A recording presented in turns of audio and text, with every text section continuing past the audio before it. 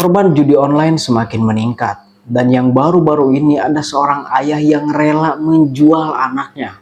Bayangkan, menjual anaknya yang masih belia berusia 11 bulan karena dia kehabisan modal untuk bermain judi online. Udah parah banget ya. Sebelum-belumnya pun banyak korban dari judi online, seperti bunuh diri, bercerai dengan istrinya, gitu kan. Udah terjadi banyak kali lah korban dari judi online ini. Memang ketika orang judi melakukan judi online itu dia nggak langsung merasakan keburukan pada dirinya, karena memang awalnya dikasih menang dia ngerasa untung aja gitu, karena dia dikasih menang modal deposit misalnya 100.000 jadi 1 juta atau jadi 1.500.000, tapi kesananya itu akan dikuras, itu akan kalah, itu akan bahasa orang itu rungkat, dan uang dia akan habis, modalnya pun akan habis, dan untung yang kemarin pas pertama menang itu akan habis juga. Nah, itu bahayanya judi online itu guys, selain merusak ekonomi, merusak kehidupan juga.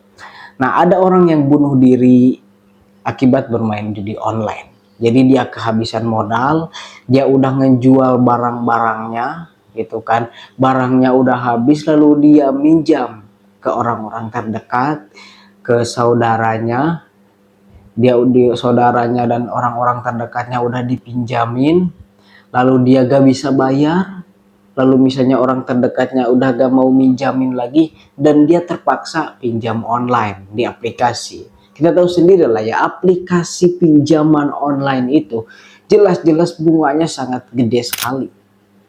Apalagi kalau gagal bayar sehari aja, gagal bayar itu udah bunganya berkali-kali lipat. Kalian coba aja deh, atau kalian lihat di internet, di Google, berapa sih bunga dari aplikasi pinjaman online, itu gede banget.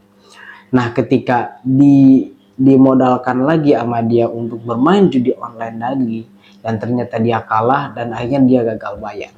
Gagal bayar sehari, bunganya semakin melipat, semakin melipat, dan akhirnya dia terlilit hutang yang sangat besar sama orang tuanya, sama keluarganya, sama kerabatnya, orang-orang terdekatnya, teman-temannya, teman kerjanya.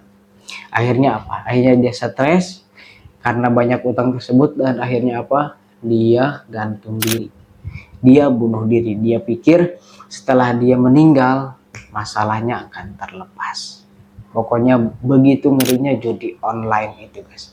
Makanya kalau menurut saya pribadi gitu kan, judi online itu benar-benar harus dihilangkan dari Indonesia ini, Bray. Kenapa? Karena perputaran uang di dalam judi online itu sangat besar.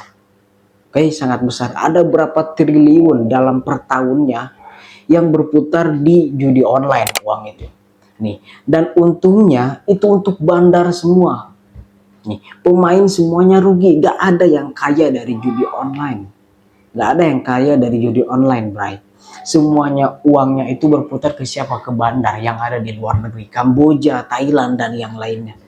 Itu berputarnya itu ke sana, gak berputar di dalam negeri. Ini bayangin ya, kalau sekarang banyak orang Indonesia yang bermain judi online dan semuanya itu kalah, otomatis uang dia kan sedikit-sedikit akan menurun, sedikit-sedikit akan habis. Ya, oke. Nah, ketika uang dia akan habis dan dia ingin membeli suatu barang, misalnya ada yang jualan lah di orang dalam negeri itu gitu kan, orang Indonesia, tapi uang dia itu udah habis karena kalah dalam judi online, akhirnya dia nggak membeli barang tersebut. Nah, ketika seorang pedagang nggak dibeli barangnya, otomatis dia nggak dapat duit. Nah, kalau misalnya dia beli misalnya dari pedagang A, terus pedagang A itu beli lagi dari pedagang B gitu kan, beli kebutuhannya, dan duitnya itu terus muter. Nah, itu perputaran yang bagus yang berada di dalam negeri sama orang-orang di dalam negeri. Jangan diputarkan di dalam judi online, nggak akan ada untungnya gitu, Bray. Oke, dan akhirnya yang kaya siapa? Bandar. Dalam sehari itu bisa dapat ratusan juta bahkan miliaran. Bandar judi online itu guys, bahayanya judi online itu, Bray. Makanya harusnya pemerintah langsung men-take down website-website yang bisa diakses orang Indonesia untuk bermain judi online itu harusnya ya. Tapi ya karena susah aja bro, karena kita itu rakyat kecil, jadi apalah daya gitu ya kan. Nah sekarang kita akan membahas kembali lagi ya kepada seorang ayah yang rela menjual anaknya untuk modal bermain judi online. Nah bagaimana kronologi dan ceritanya, mari kita bahas. Nah guys, sebelum kita masuk ke dalam kronologinya seperti apa, alangkah baiknya kita akan membedah profil siapa si ayah yang rela menjual anaknya hanya untuk bermain judi online tersebut. Nah oke, jadi si ayah ini bernama Riko Ardiansyah. Dia itu berusia sekitar 36 tahun. Dan istrinya Rusmala Dewi, Ibu Rusmala Dewi itu berusia sekitar 24 tahun. Jadi agak jauh ya perbandingan umur dari si Riko Ardiansyah sama istrinya Bu Rusmala Dewi tersebut. Nah itu dia rumahnya di daerah Cilangkap, Jakarta Timur. Dia ngontrak di sebuah rumah yang mana rumahnya itu diisi oleh 6 orang. Mertua dari si Riko Ardiansyah ini, ibu bapak dari Bu Rusmala Dewi, si Riko Ardiansyahnya, istrinya, dan juga 2 orang anaknya yang udah agak gede satu, dan yang belita yang dijual itu yang masih berusia 11 bulan. Nah, si Riko Ardiansyah ini dia kerjanya sebagai ekspedisi pengantaran barang, dan mertuanya dia itu di rumah aja nggak kerja. Kalau Bu Rusmala Dewi itu kerjanya di Kalimantan sebagai ART gitu kan. Nah itulah sedikit profil tentang si Riko Ardiansyah dan keluarganya. Dan sekarang kita masuk ke dalam kronologinya. Oke, jadi pada saat itu si Riko Ardiansyah udah bener-bener kehabisan modal untuk dia deposit dan memainkan judi online-nya di salah satu website. Karena emang orang itu kalau udah kecanduan ya kan gak bisa berhenti, dan kalau berhenti itu dia hawanya itu nggak enak, pengen lagi kayak ngerokok lah gitu kan, terus nge-vape gitu kan, itu membuat candu gitu kan. Nah sama lah judi online tersebut. Nah si Riko Ardiansyah itu ingin menjual barangnya, namun tidak ada barang yang bisa dia jual pada saat itu karena dia udah kehabisan barang. Gak mungkin dia menjual kontrakannya ya kan yang punya orang lain. Nah dia sempat juga minjam-minjam ke saudaranya, namun saudaranya pun tidak ada yang mengasih karena si Riko Ardiansyah itu sebelumnya udah punya utang kepada keluarganya dan gak dibayar sama sekali. Jadi keluarganya pun mungkin jera ya memberikan pinjaman uang kepada si Riko Ardiansyah tersebut. Nah pada saat itu terbesitlah otak nekat, pikiran nekat di dalam otaknya si Riko Ardiansyah ini untuk menjual anaknya yang masih belita berusia 11 bulan. Itu parah banget sih, Bray. Nah, gimana pada saat itu dia menjualnya ke siapa dan gimana cara dia menjual? Nah, awalnya dia itu memfoto anaknya yang masih berusia 11 bulan tersebut. Dia memfoto anaknya dan diuploadlah ke platform Facebook, ya. Di dalam platform Facebook diupload dengan caption ya seperti dia ingin menjual anaknya gitu. Pokoknya captionnya dia ingin menjual anaknya yang di dalam foto tersebut. Itu udah parah banget. Nah selang 2 hari daripada saat dia telah selesai mengupload foto anaknya dengan caption dijual tersebut, ada sepasang suami istri yang tertarik dengan anaknya si Riko Ardiansyah ini guys. Nah anaknya tertarik, si sepasang suami istri ini tertarik, akhirnya mengechat lah ke si Riko Ardiansyah tersebut. Mengechat ya biasa lah, ngobrol-ngobrol, dia minat gitu kan sama anaknya si Riko Ardiansyah. Lepas dari Facebook masuklah ke WhatsApp. Nah di dalam WhatsApp sepasang suami istri itu menyerlok lah tempat lokasi si sepasang suami istri ini ke si Riko Ardiansyah gitu kan, dan lokasinya itu di Tangerang. Oke, lokasinya itu di Tangerang. Nah mungkin kejadian itu chat-chatan deal-dealan pada saat itu mungkin itu terjadinya siang hari. Nah karena maghrib setelah isyanya itu si Riko Ardiansyah mengajak mertuanya itu bernama Basir, usianya sekitar 56 tahun guys. Jadi si Pak Basir ini mertuanya si Riko, ayahnya dari Bu Rusmala Dewi. Nah pada saat itu Burus Maladewi udah pergi guys, dia udah pergi kerja di Kalimantan gitu kan. Nah Pak Basir ini diajaklah oleh si Riko Ardiansyah ini pergi ke Tangerang gitu kan. Nah pergi ke Tangerang, pada saat dia sampai ke Tangerang ya karena memang si Riko Ardiansyah ini udah niat COD-an jual anaknya gitu kan. Jadi Pak Basir ini disuruh oleh si Riko Ardiansyah untuk ngopi di sebuah warung. Supaya apa? Supaya mungkin kelakuan dari si Riko Ardiansyah ini tuh nggak ketahuan sama Pak Basir. Jadi nggak dihalangi lah gitu sama Pak Basir. Memang ada gitu kan saudara si Riko Ardiansyah yang berada di Tangerang. Memang ada. Nah pada saat si Riko Ardiansyah ini akan berangkat ke Tangerang gitu kan, kita putar dulu ke belakang. Si Pak Basir ini nanya ke si Riko Ardiansyah mau kemana gitu kan. Nah si Riko Ardiansyah itu menjawab mau ke Tangerang, mau mengunjungi keluarganya. Karena memang Pak Basir juga tahu ada gitu keluarga di Tangerang tersebut. Percayalah Pak Basir lalu berangkat. Oke kita sambung ke yang tadi gitu kan. Pak Basir ngopi di sebuah warung. Nah, si Riko Ardiansyah ini ketemuan sama yang mau beli anaknya tersebut, sepasang suami tersebut. Dan itu terjadi transaksinya di pinggir sungai Cisadane, Tangerang. Kalau kalian lihat maps, itu ada ya, sungai Cisadane, Tangerang. Pokoknya di antara pinggiran sungai Cisadane, Tangerang, transaksinya si Riko Ardiansyah dan sepasang suami istri yang mau membeli anaknya si Riko Ardiansyah tersebut. Harganya berapa? Harganya cuma 15 juta aja. Bayangkan guys, jiwa manusia, jiwa anak, jiwa bayi yang belum berdosa, yang masih suci dari darah dagingnya sendiri dan dia jual dengan harga 15 juta.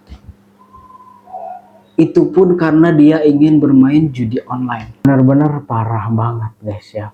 Nah singkat ceritanya berakhirlah transaksi dari si Riko sama pembeli berpasangan suami istri tersebut. Selesai transaksi, anaknya dibawa sama sepasang suami tersebut dan duitnya udah dipegang 15 juta tersebut sama si Riko Ardiansyah gitu kan. Nah dia udah pegang duit, dia akhirnya menjemput Pak Basir yang lagi ngopi di warung kopi gitu kan. Dia udah ngopi. Nah pada saat itu pun Pak Basir sempat nanya gitu sama si Riko Ardiansyah, si Dede kemana, bayi kemana gitu kan, cucu dia kemana. Pak Basir pun sempat nanya dan si Riko Ardiansyah itu berbohong kepada Pak Basir bahwasannya anaknya itu cucu dari Pak Basir tersebut itu dititipkan di keluarganya yang ada di daerah Tangerang. Karena mungkin dia nggak mau ketahuan, dia nggak mau dimarahi sama Pak Basir gitu kan.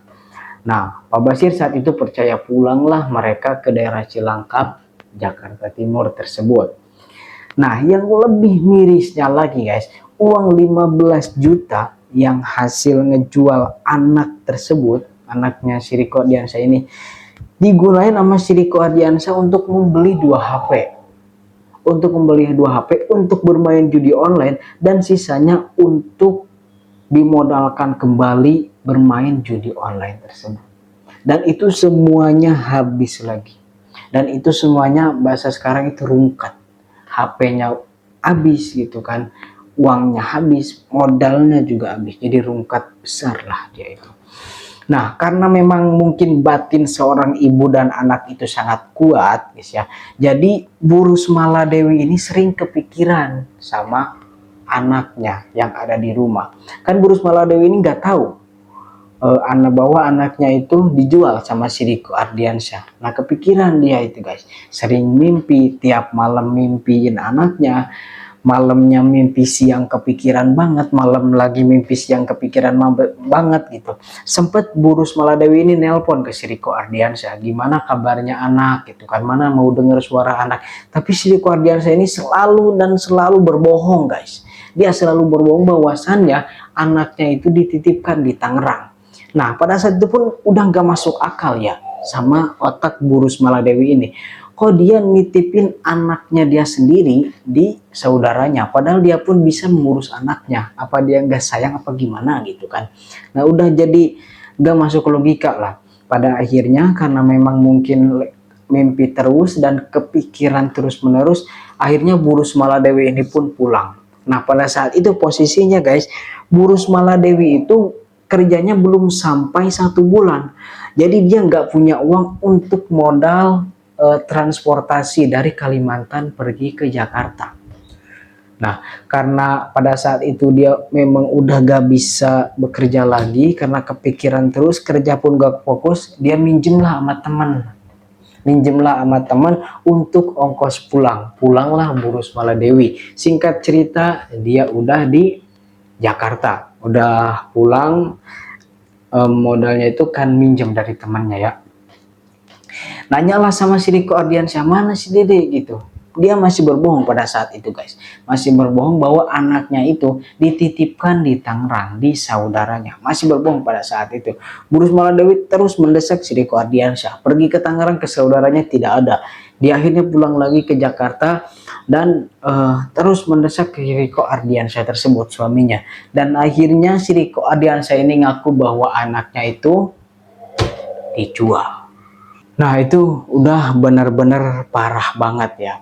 Nah, perlu kita ketahui guys, penjualan si Riko Ardiansyah terhadap anaknya itu terjadi di tanggal 7. Nah, 7 September apa ya? 7 Oktober. 7 Oktober 2024 gitu kan. Nah, pada saat itu Bu Rusmaladewi langsunglah melapor ke polisi. Polisi pun langsung bergegas melihat postingannya si Riko Ardiansyah tersebut, melihat foto anaknya, dan melihat mungkin ya pokoknya melacak lah ya. Dan akhirnya si anak dari yang dijual oleh si Riko Ardiansyah, anaknya Bu Rusmaladewi, dan dia itu diketemukan di tanggal 8 Oktober 2024. Oke, alhamdulillah ya. Nah, itu udah alhamdulillah banget, anaknya udah diketemukan. Dan Bu Rusmaladewi itu pun sempat nangis-nangis guys, karena dia ya mungkin tahu sendiri lah ya, mungkin kalian juga bisa merasakan anak dari rahim sendiri dijual oleh suami sendiri gitu kan. Itu udah parah banget. Nah, mungkin ini pun menjadi pelajaran juga untuk kita semua ya kan, bahwasanya jangan mau coba-coba bermain judi online ataupun judi-judi biasa gitu kan, karena itu akan merusak ekonomi dan kehidupan kita juga. Kalau kita berharap mendapatkan uang dari judi online, gak ada orang yang kaya dari judi online coy. Oke, nah mungkin itu bisa jadikan kita pelajaran.